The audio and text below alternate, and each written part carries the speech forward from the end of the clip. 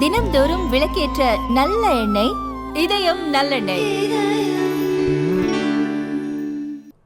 வட மாநிலத்தவர்கள் தமிழகம் வரும்போது கையில் 2 கிலோ கஞ்சா கொண்டு வருகின்றனர் என்று அமைச்சர் அன்பரசன் தெரிவித்துள்ளது பெரும் சர்ச்சையை ஏற்படுத்தியுள்ளது.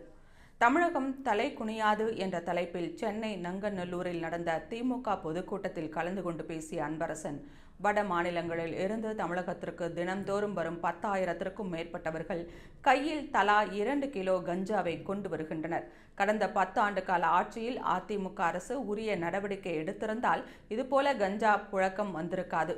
இப்போது திமுக அரசு போதைப் பொருளை ஒழிப்பதில் தீவிர நடவடிக்கை எடுத்து வருகிறது. இந்தியாவில் பல மாநிலங்களில் கஞ்சாவிற்கு தடை இல்லாத நிலையில் தமிழகத்தில் கஞ்சாவிற்கு தடை விதிக்கப்பட்டு இருக்கிறது என்று தெரிவித்தார். முன்னதாக இருமொழி கொள்கையில் படித்தவர்கள் எல்லாம் வெளிநாடுகளில் உயர் நிறுவனங்களில் வேலை செய்யும் நிலையில் ஹிந்தி படித்தவர்கள் பெரும்பாலும் கஞ்சாவும் பானிபூரியும் விற்கின்றனர் என்று திமுக எம்பி கனிமொழி சோமு தெரிவித்திருந்தார். இந்நிலையில் வட மாநிலத்தவர்களை தொடர்ந்து இழிவுபடுத்தி பேசும் திமுகவின் பேச்சுக்கு பாஜக முன்னாள் மாநில தலைவர் அண்ணாமலை உள்ளிட்டோர் கடும் கண்டனம் தெரிவித்துள்ளனர்.